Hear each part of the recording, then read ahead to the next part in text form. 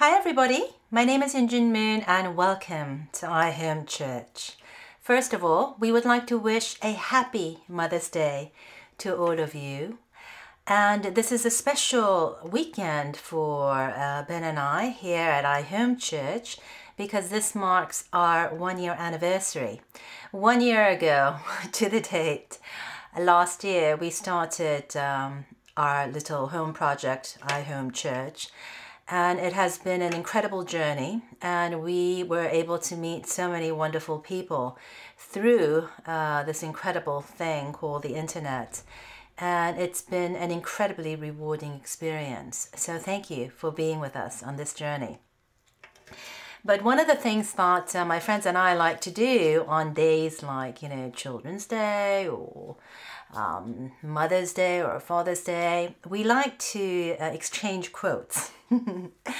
And, as you know, you only need to Google Mother's Day quotes on the internet to get all sorts and myriads of different varieties of jokes or quotes based on motherhood or on mother, or it runs from zany to crazy and everything in between.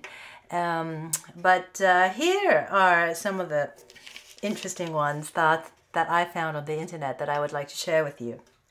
This is by Rita Rudner, a well-known comedian. And she says, my husband and I are either going to buy a dog or have a child. We can't decide whether to ruin our carpet or ruin our lives.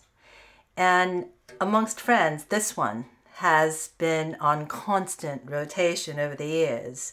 And another one by Rita says, neurotics build castles in the air. Psychotics live in them. My mother cleans them.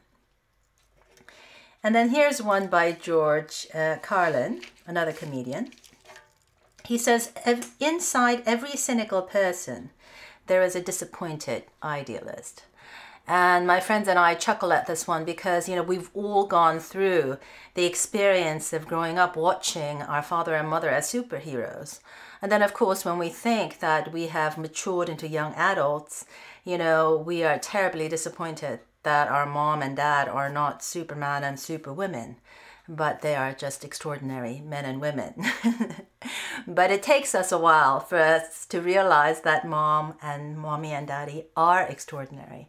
And in the process, we definitely go through periods of being the world's greatest cynics when it comes to our family and when it comes to our parents, and I'm sure everybody can relate.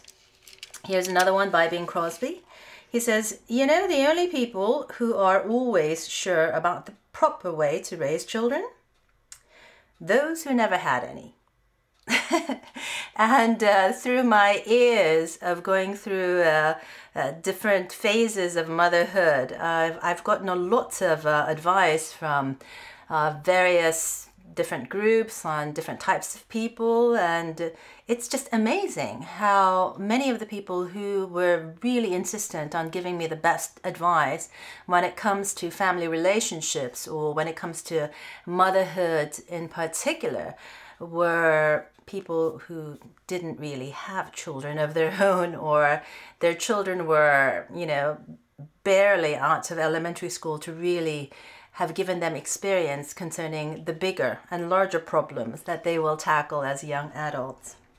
But one of my favorite ones, I don't know who the author of this one is, says that, asks the question, why is a computer so smart?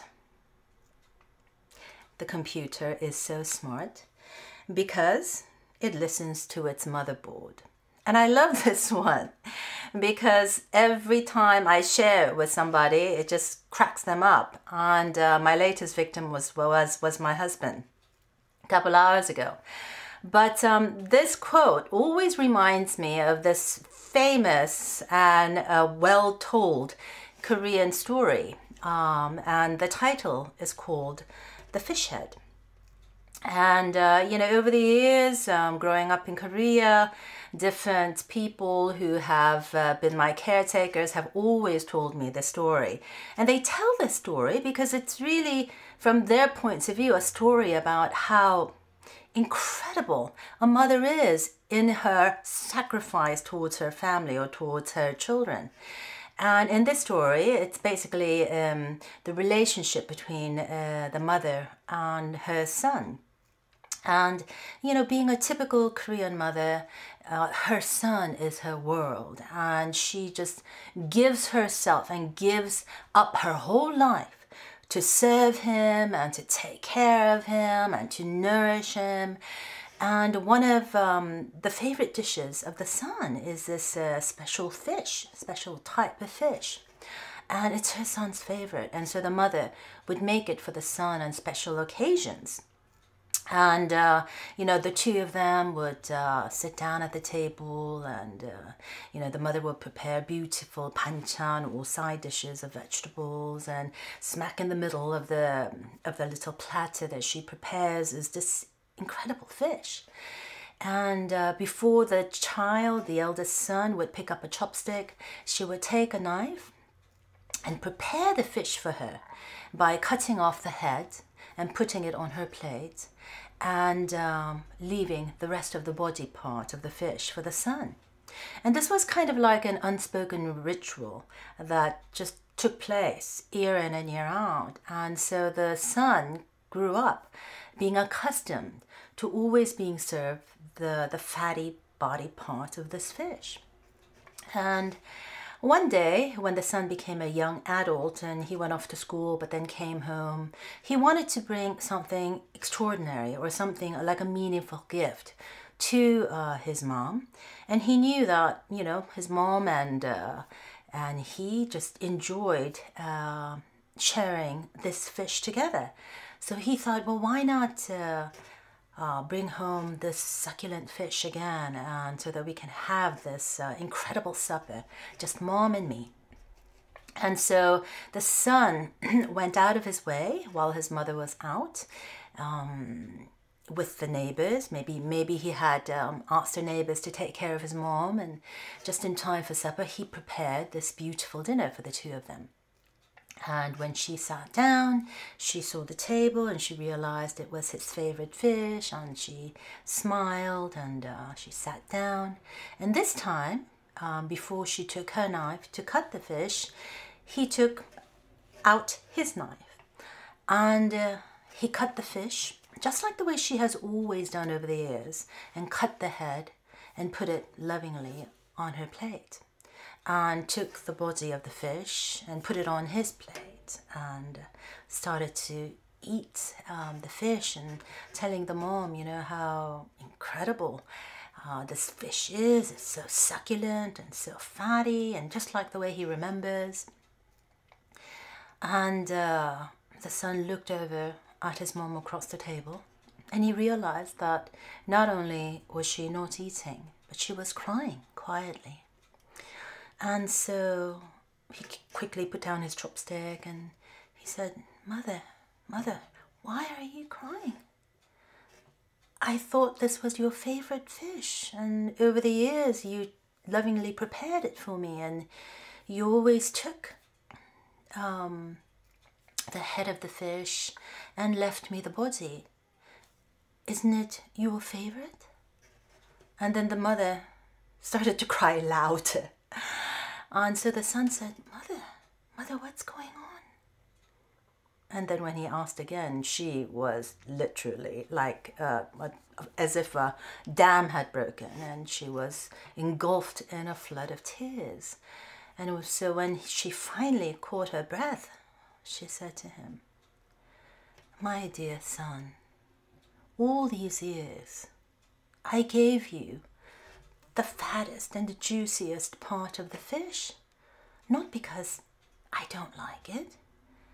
I don't particularly care for the head, but I wanted you to have the best part of the fish. You're a growing boy.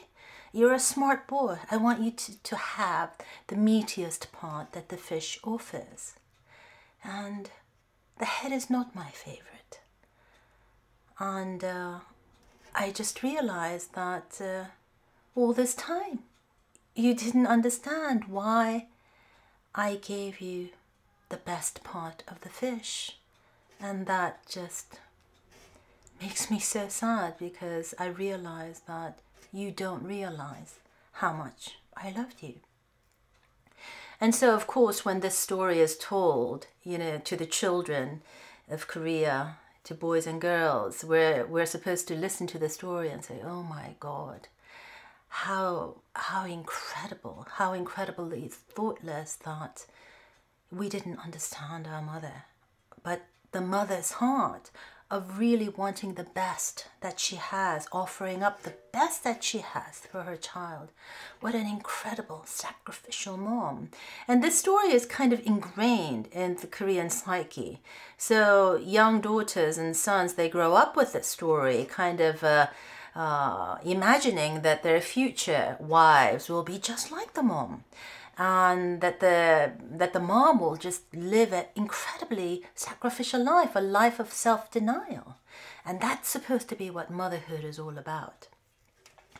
But, as I lived through the years of my life, I have come to see the story in a different way.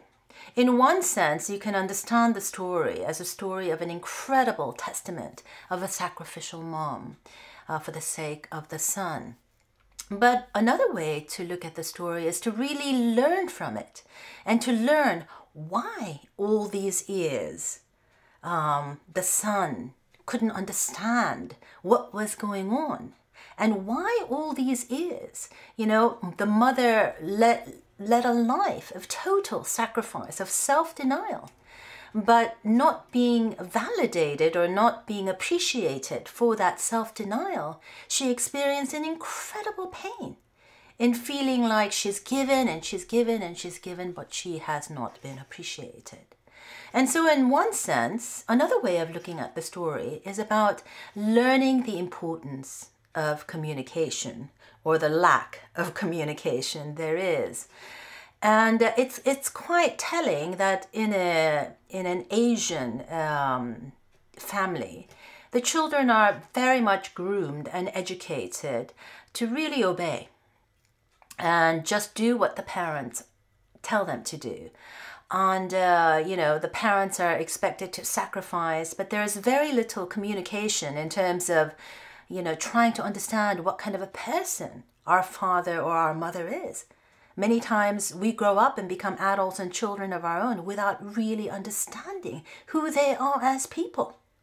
And so when you hear this story, you realize that the son doesn't really know his mother. Maybe they've chatted about, oh, this is delicious, that is delicious, but that's the extent that their conversation reached in terms of depth. The son never really kind of reached out and asked his mom, maybe, what are your favorite dishes, mom? Or why do you always give me the body? Why do you always serve the head?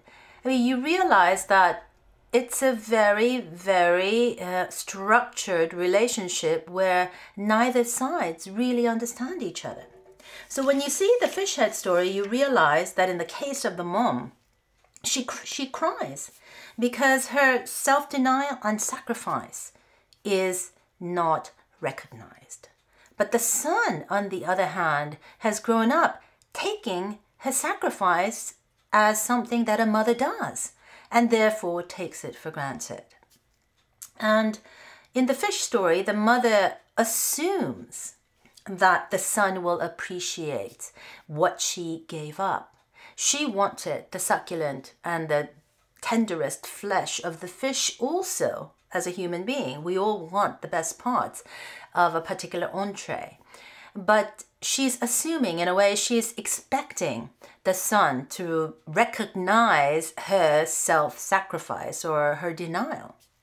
But the son naturally assumes that she's going to take what she likes, because maybe as a child, he is not mature enough to think otherwise. So the only thing that he's learned is, oh, mommy always takes the head, so mommy always loves the head.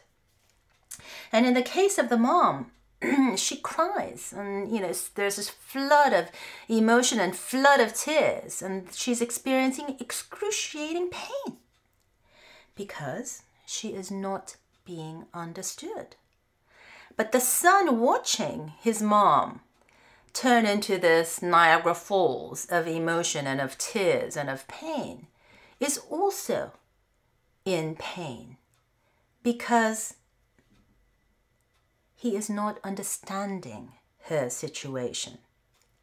And so when you realize, and when you kind of take away the dynamics of the story, you realize the story represents in many instances, the family troubles or rubbing up against each other of the parent and child relationships. There are assumptions on both sides. There are expectations on both sides. There are misunderstandings on both sides.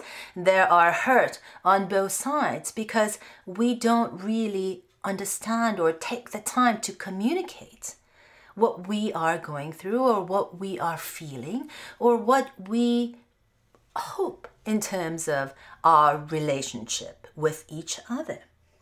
And so when you ask the question, why is the computer so smart?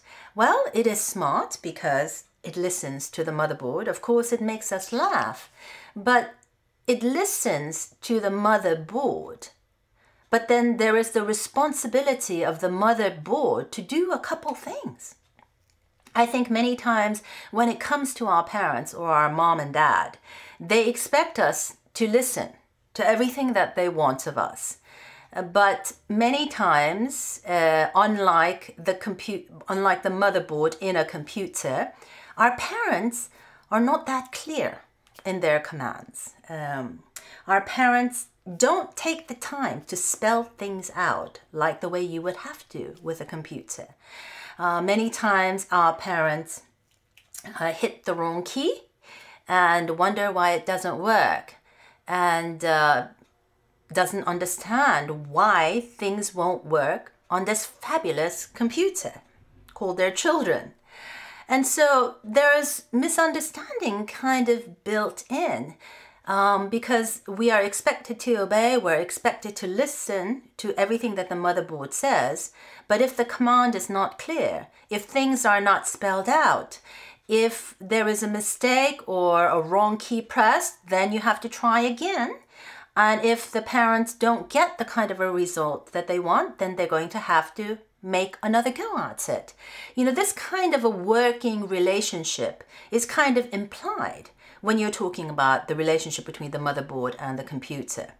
But when we kind of put that working relationship inside a family, many times this clarity and spelling out, and if one way doesn't work, then trying another way, does not always get implemented, and therefore it's a ripe situation or an environment for misunderstanding. And sometimes misunderstanding can grow into mountains of resentment, and sometimes mountains of resentment can turn into floodgates of anger and hatred and all sorts of nasty things. And so one of the things that I try to do when I encourage different people in their relationship with their parents or with their children, if we are in the children's situation, I always share what I tell myself, and that is in relation to my parental figure, my mom or my dad. I remind myself that I don't need to outgrow my mother. I don't have to succumb to the pressure to outgrow my mother. In fact, the better thing to do is to actually grow together with her. And the second thing that I remind myself is that, our parents are sometimes a generation apart from us, or sometimes 2 generations apart from us. And in our case, 3 generations apart. My father was much, much older when he had all of us as children, as therefore relating to him as a man, as a human being, was incredibly difficult. And you have to kind of accept, leave room in our lives to accept that mother or father moves in mysterious ways. And it's okay to say that we don't understand our mother or our father right now. That's all right. Even if we don't understand them, as long as we don't break the bonds of love, we will grow to understand them as we gain wisdom over the years. So number one, don't feel the need to outgrow her. You and I will never outgrow our father and mother. So the best thing to do, if you can't beat them, join them. Grow together with them and accept that they will move in mysterious ways, sometimes generations apart, sometimes 2 or 3 generations apart. But we don't have to be discouraged in our relationship with our parents simply because we don't understand them now. And the third thing that really helps in bettering our relationship with our parents is to respect her ears or respect his ears. Respect the fact that they've lived so many more years, meaning they have a wealth of experience that we have yet to go through. And so, respecting her ears, we can invite her wisdom into our lives. And so, instead of just thinking, we can be that smart computer by just listening to the motherboard, not only will she be a motherboard if we remember these little simple steps, but she will also be an incredible soundboard. And not only will she be an incredible soundboard to all our brilliant ideas, all our hopes and aspirations, and the different things that we're going through in life, but she can also be that incredible blackboard. This almost like in the serenity and in the quietude of the night sky. It's almost like this beautiful canvas. She's inviting our imagination to be creative with our lives and to really express ourselves in that unique way that is divinely you and divinely me. And if we can have this kind of a relationship with the motherboard or the mothership or this incredible soundboard or the incredible blackboard, she or he can be the very board or the very foundation that really allows us to shine as that incredible son and a daughter of God. So the Bible kind of reminds us, that, life is tough. It's not easy. God did not promise that life would be easy. God promised that God's grace will be delivered if you are faithful, and God will give you strength. But in terms of going through the trials and tribulations of life, God is expecting us to have a certain kind of an attitude. And if we don't have the right kind of attitude, I know a lot of us will not really be enjoying this incredible Mother's Day weekend because we are going to be missing the boat on what a mother is. Or in our community, what a true mother is.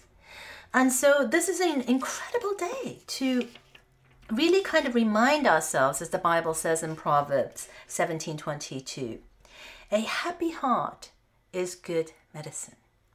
Relationships are incredibly important. They are necessary to our happiness, but they're not necessarily easy. But having that happy heart can be a wonderful medicine for whatever ailments that we are dealing with. And a cheerful mind works healing. So as long as we can have a happy heart and a cheerful mind, a positive, and a really kind of a positive thinking, forward thinking type of a mind, we can work healings within our own lives. But a broken spirit drives up the bones. But if our spirit is broken in the relationship, then that's when problem takes place. We are literally drying up the very bones that hold our body up. We're literally dying, drying up inside out. And so the importance of having this happy heart and cheerful mind throughout all of our relationships, and in particular with our parental relationship, is incredibly, incredibly important. And so when I think about, Mother's Day and, how we all long to go home, and, I shared a story about the Wizard of Oz and Dorothy, and the whole theme of that book is a desire to return home because mother represents the home. And for us, when we think about true mother, we have our true mother here, we immediately think about true father. We immediately think about true parents because they are our home. So for me, the joy of sharing Mother's Day with my children, and my children are incredibly sweet. They surprised me with a beautiful bouquet of flowers and a beautiful card.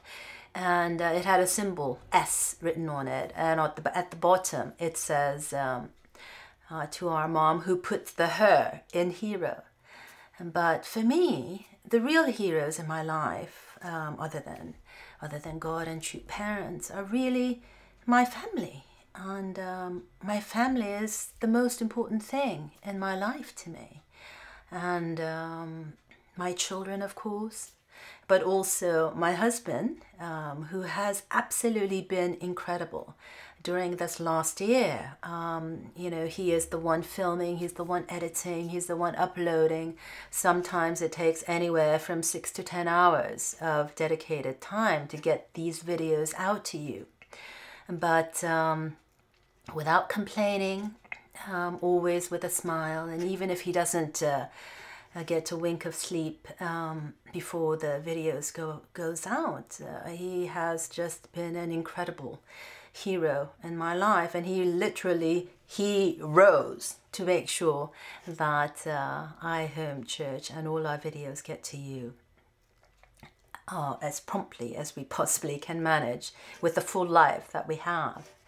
But, when I think about the incredible people in my life, and this weekend is really a weekend when we can honor our mothers, I really want to encourage everyone to just take that time, regardless of where our relationship stands in relation to our parents or to our children. Just take the time to remind each other how incredibly important a mother is. And also to remind ourselves that, we can learn sometimes from as simple a thing as a computer. A computer always needs a motherboard, and we always need a mother and a father and true parents and parents in our lives and Heavenly Parent. So I am so grateful to have them in our lives, as I'm sure you are. So with that thought in mind, please have a fantastic Mother's Day weekend. And don't forget to tell the people that you love them. And we hope you have a fantastic week. Take care. Bye-bye.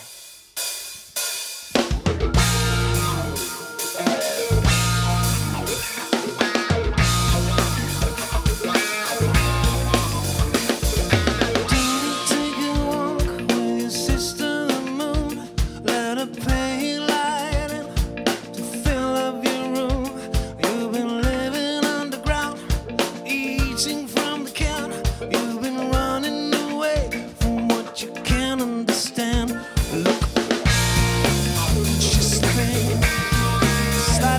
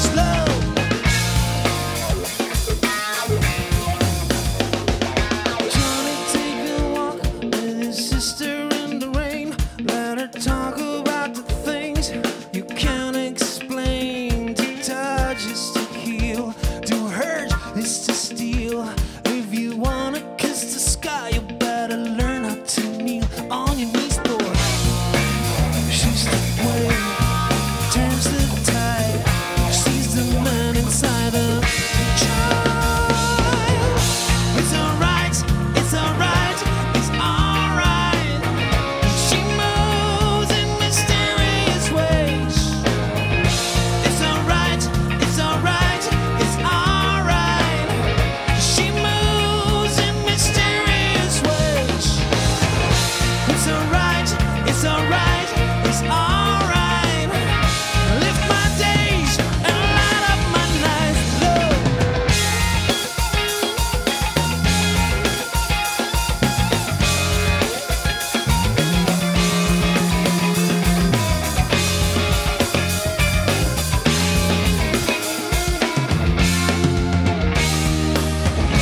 One day you will look back and you'll see where you were held.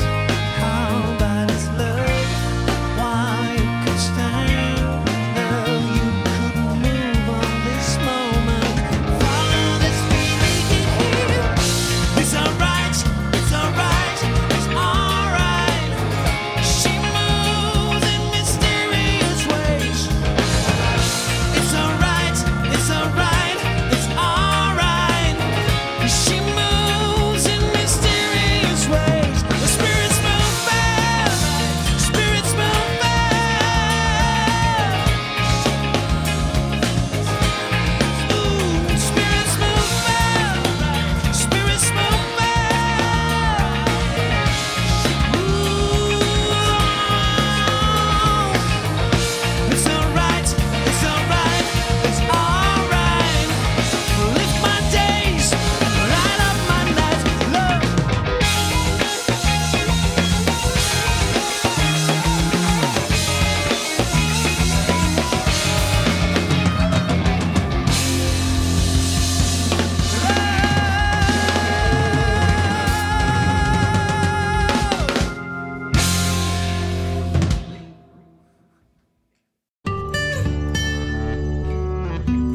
If you have any questions or comments, please leave them below the video or go to injinmoon.com and use the contact form. And don't forget to subscribe to our email list. And if you like our work here at Home Church, just click on the donate button. Thank you so much. Bye-bye.